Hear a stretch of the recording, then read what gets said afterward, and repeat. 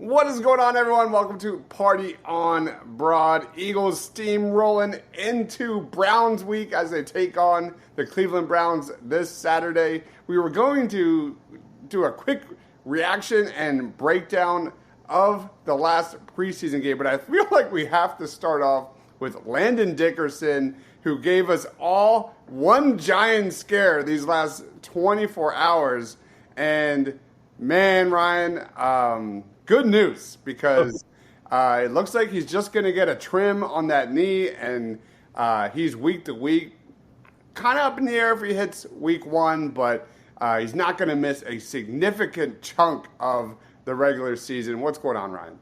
Yeah, hey, this is fantastic news, and an injury like this, you certainly would rather this happen early and in preseason rather than mid-season or obviously any later than that. So it'll be interesting to see how Stoutland wants to have his offensive line in these preseason games when obviously now that starters are going to be probably getting in there a little bit. It'll be interesting to see if Steen moves to left guard. There it is. And then somebody pops in for right guard. So that's exactly where my head was at last night when all this was going down. I would put Tyler Steen at left guard and Matt Pryor at right guard. I am not a fan of Kenyon Green. I don't even know if he makes the roster. He probably does at this point. We'll see how this plays out going forward, especially with all the needs at the secondary and the DBs. But, man, it's good news. It's good news that he's probably not going to be 100% for a while, but he's a warrior, man. Landon Dickerson, an absolute warrior, and arguably the most well-balanced left guard in football. Krabby chimes in. He was okay. And Stout, we trust, right? No, I wasn't. I was not happy. I agree. Jeff Stoutland will probably get someone coached up by halfway through the season. And we'd probably be fine if, this was a significant injury or a significant scare with Landon Dickerson. But I don't really like the options that much. I actually would have experimented with Drew Kendall because I thought he showed some things, and I know he can play right guard. But when it comes to the other guys like Trevor Keegan, Miles Hinton, I don't really like the potential there, at least yet. So I don't like it. Yeah, no, agreed. I mean, they're so new, they're so raw. I'd feel a little bit better having somebody with a little veteranness to him. So, all right, let's roll on to the top news of the week. Of course, that's Tanner McKee, who had a great showing. Ryan ran a touchdown on the tush push. He made good reads. He was accurate. He moved around. He sensed the pressure, made accurate throws. I liked the ability he showed to make plays on the run. And I thought he looked really good going through his progressions and going through his reads and finding guys. The arm talent was always there when it comes to Tanner McKee. He's big in the pocket. He's Joe Flacco-esque. But where I wanted to see him grow in 2025 was to go through those progressions, escape some pressure, make plays outside of the pocket, and deliver with that wicked arm strength. And I thought he was awesome. I hate this talk that we're going to trade him in 2025. I wish we could just punt that talk because he is such a huge part of this season. He's going to win us a couple games. But what was your reaction? Obviously the McKee fanboys were, having the best day of their life. But in all, reality and seriousness, it was nice to see another year and, another jump for McKee. It's clear that he is just continuously getting better. He was just very sharp. His reads were quick, accurate. His throws were lasers. But when he needed touch, he had touch. yeah, hey, it was nice to see him do the tush push. So, um, I know a lot of people, you know, uh, sometimes are a little worried that McKee isn't exactly like Hurts, and that's kind of been our mo is to have the backup be similar to the starter. But and it's funny that everybody immediately goes, "Well, time to trade him." Yeah. Like I get it. Believe me, I get that sentiment. You want to get the value at its highest peak, and every year Tanner McKee goes in the first preseason game, and everybody's losing their minds. Pets' heads are falling off. The whole 9 yards. So Love the Dumb and Dumber reference. um, yeah, I thought he was awesome. We'll see because that Bengals defense is god awful. well, See how it looks against the Browns. Who do you want to talk about next? I'll throw this one to you. Well, I think the other thing, and it's not necessarily a positive, is cornerback two, Yeah. CB2, and neither guy, Ringo nor Adoree Jackson, did themselves any favors. They, again, I take it with a little bit of a grain of salt. You are going up against one of the best duos in all of football, but man, they looked lost out there. Adoree looked slow. He looked like he just didn't know what the hell he was going on, and again, we kind of know about Ringo's stiffness at times. Again, what are you going to do when Jamar Chase does this little patented, spin move, and boom. So, I mean, obviously the trade for Bennett kind of came at the right time, and he's been thrown out there with the ones. So, we'll see if he takes that job and runs with it because it is wide open. But I still have hope that maybe Ringo will figure something out. I don't know. Maybe Is it fair to call Jacorian Bennett as like one of the biggest winners of the Bengals game? He has to. I mean, you have to include him because was he even in Philly by the time? Yeah, he was. I think he was actually there last Tuesday when I was there, but he had just gotten traded the night before, so he had just gotten in, and he wasn't actually out at practice. He was just in street clothes, just kind of meeting everybody. But so he was there, but man, not obviously couldn't get into the game, just a little too quick. So it'll be nice to see him get a little action on Saturday. So yeah, all eyes on Bennett because, like you said, it is wide open. Krabby says we'll take McKee in his style. If any team can handle a different style quarterback, it's this one.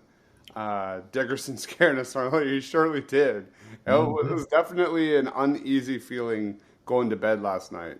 I didn't know we were going to get an update considering the team was off today. So it was good to see us get an update and we finally get a decision going forward with the surgery. But it was not good. No.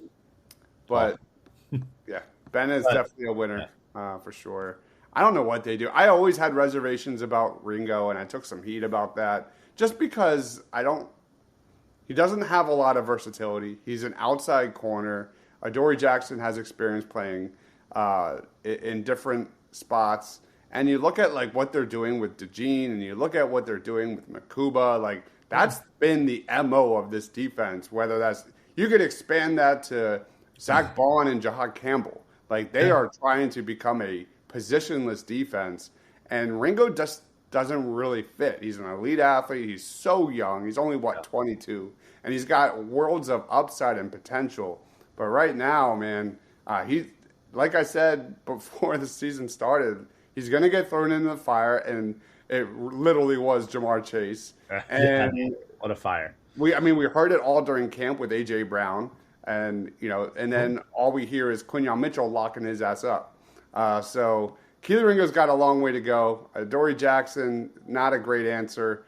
Hopefully Bennett can give you some sort of balance and consistency because it's truly anyone's game right now.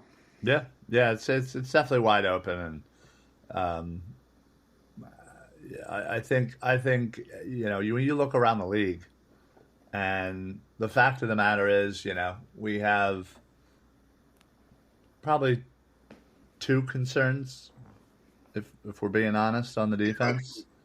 And obviously we worry a little bit about guard now that Dickerson scared the crap out of us, and Steen is finally taking his place at the table. But that's pretty good for teams around the league, that you're really only kind of concerned about three spots, where most teams they have UFL players playing in a couple of spots. So It sucks too, because I thought Tyler Steen was one of the biggest winners of the Bengals game. He only played one possession, and he looked really good at right guard. He had a solid seal block on that Shipley 38-yard run. If you watch the highlights, he was a big component of that. And now, just a few days later, we're talking about him going back to left guard. Yeah. Oh man, it never ends. But let's talk about Darius Cooper, who I thought was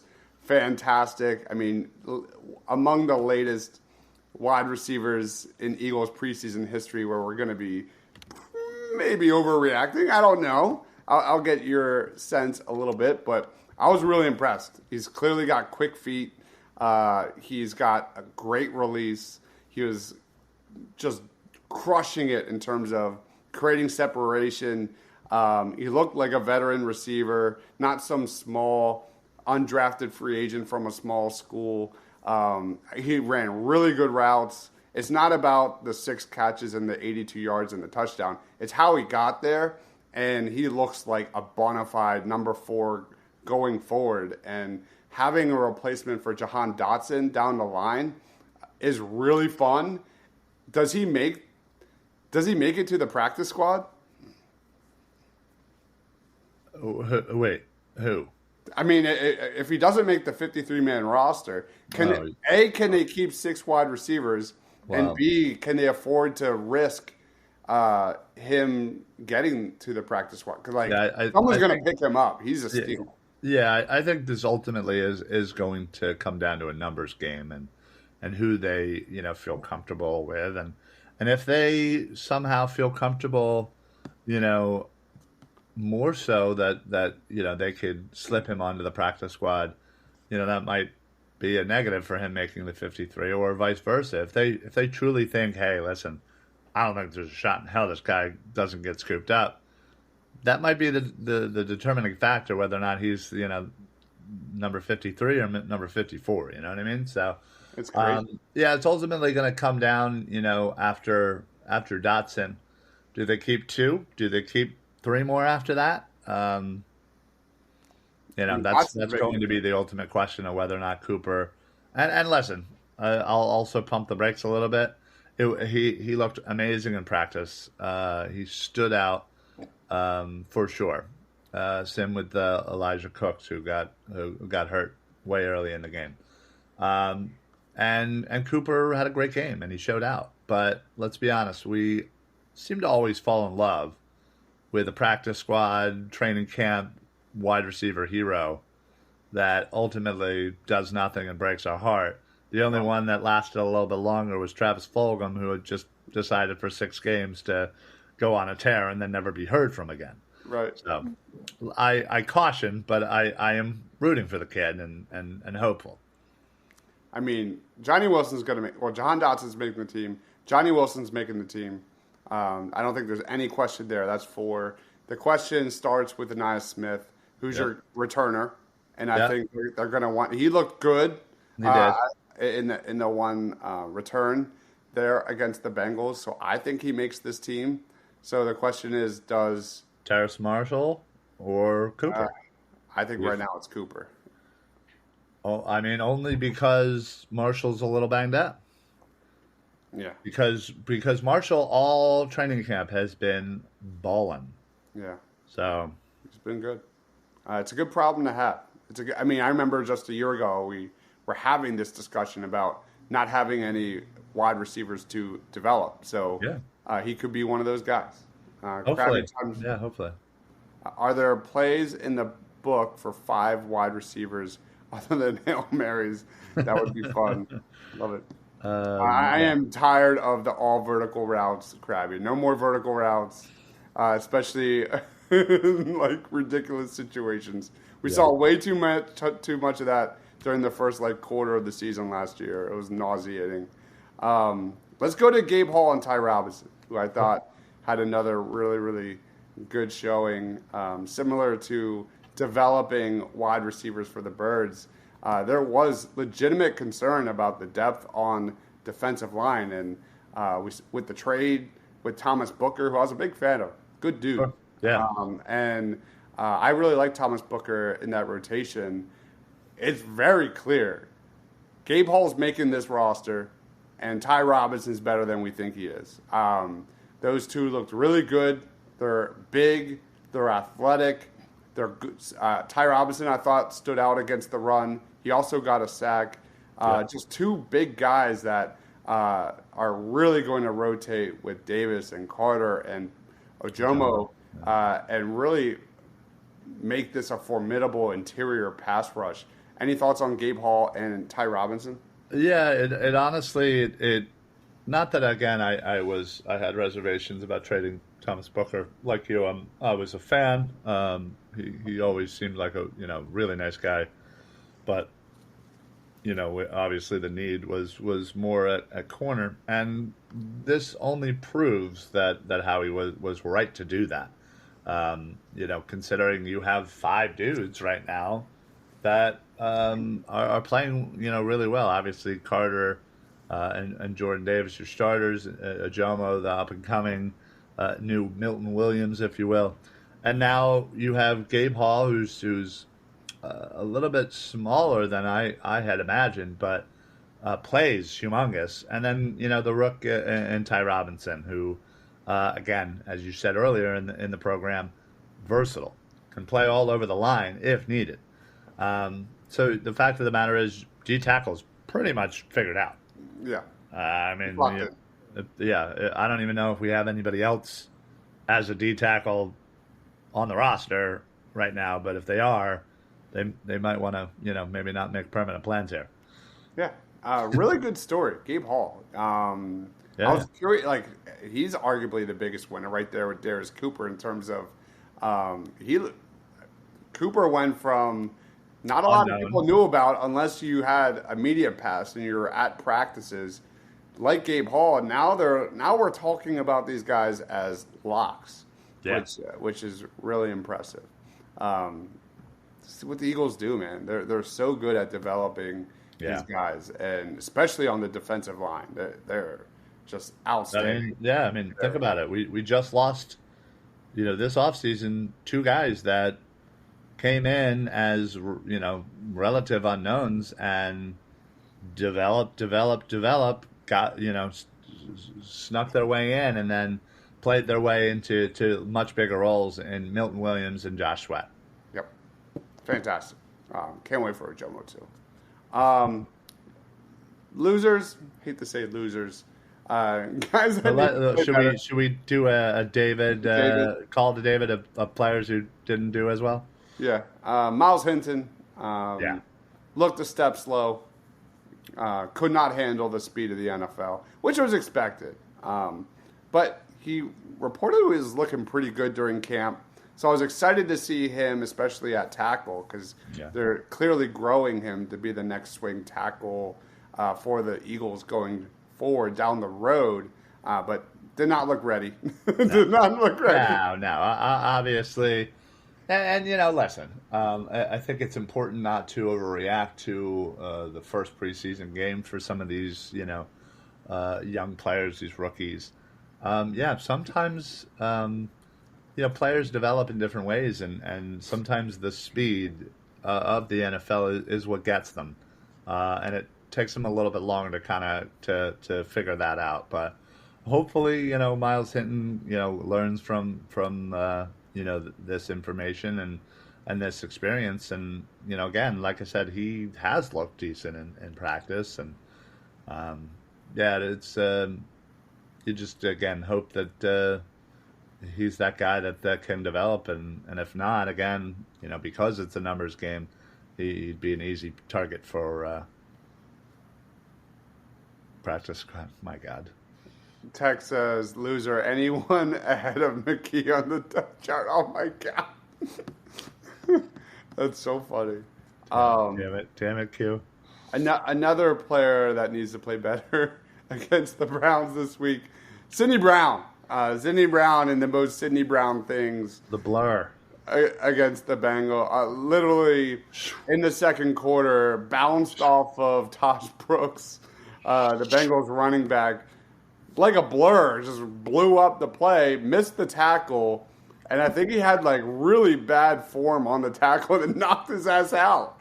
That is the most Sidney Brown of the. That is so typical Sidney Brown of just you don't even know he's there, and then all of a sudden he just flies by the camera, head down. I swear he just runs with his head down somehow. Oh, dude. And he's just like it's almost cartoonish.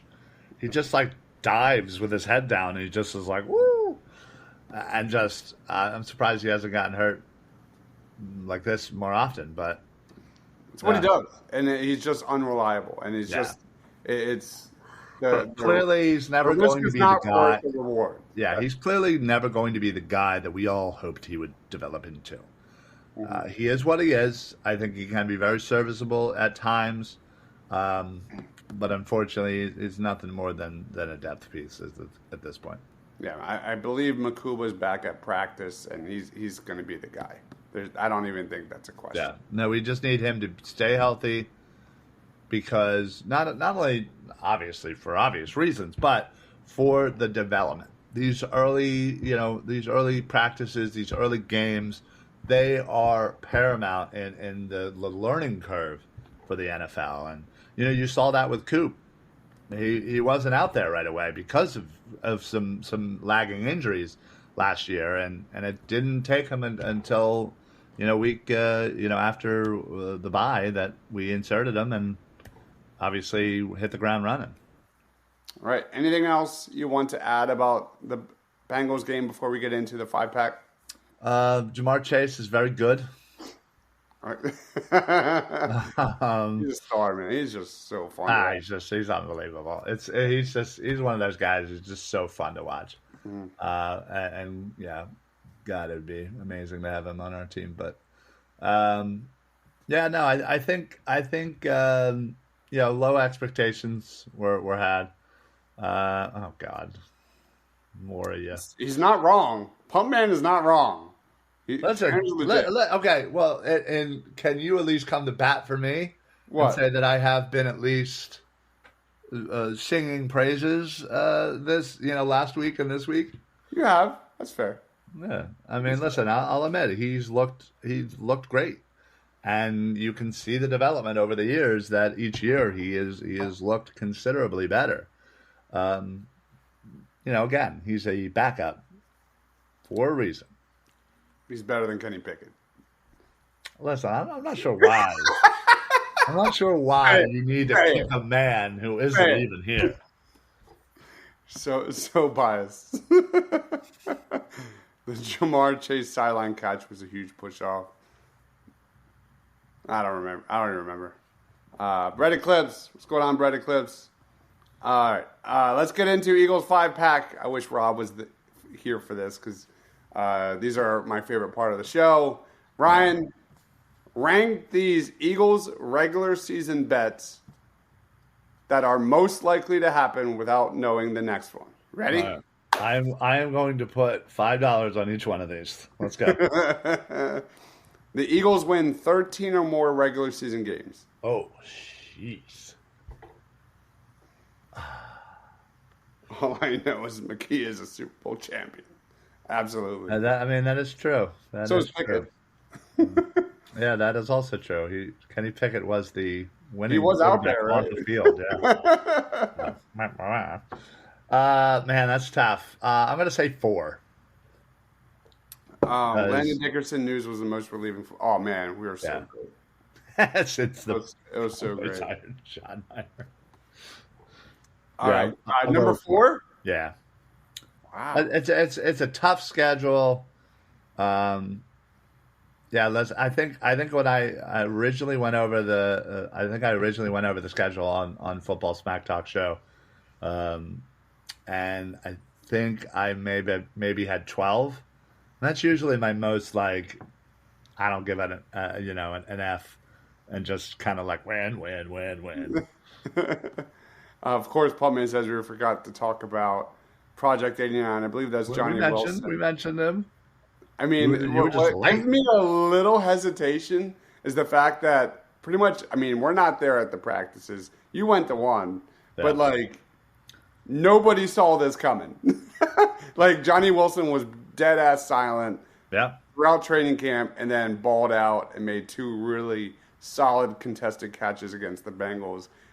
He's the one guy that I'm just like, I think he's a great run blocker. I think he's an underrated run blocker. With what the Eagles want to do with Saquon and this offensive line. But that being said, I'm definitely pumping the brakes for that one. Yeah, agreed. Yep. Move him to tight end. Yep.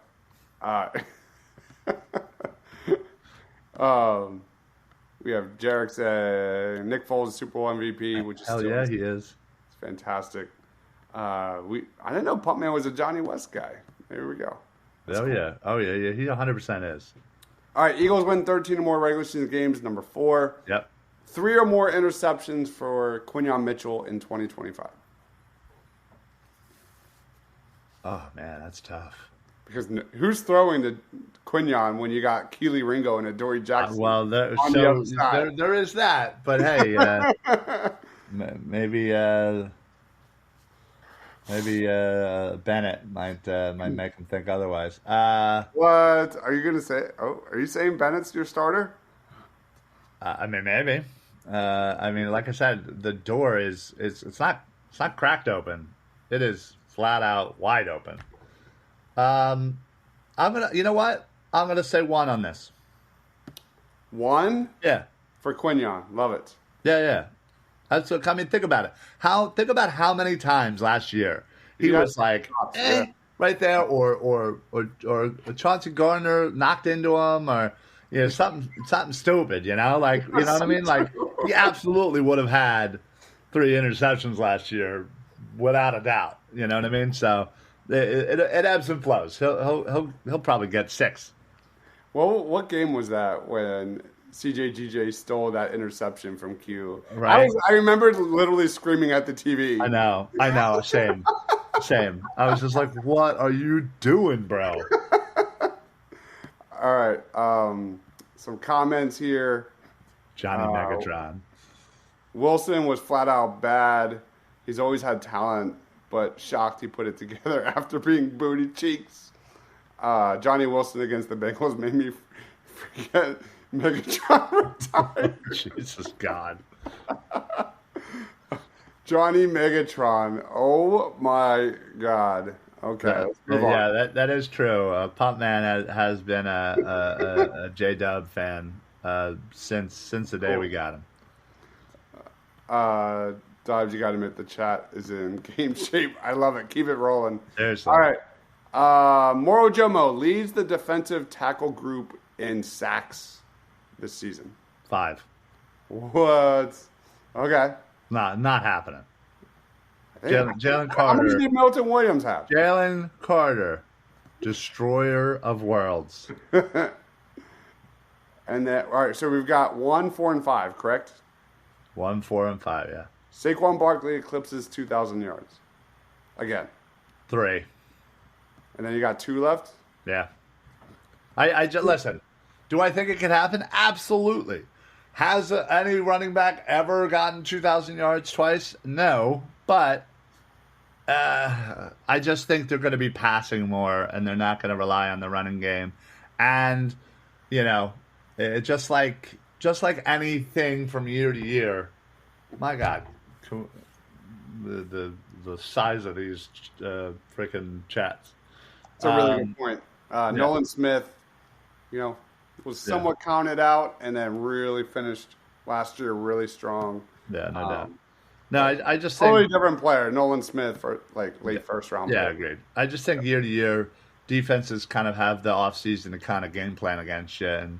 And Saquon with this offensive line, I just think it's going to be a little bit harder, even if he has the same opportunities.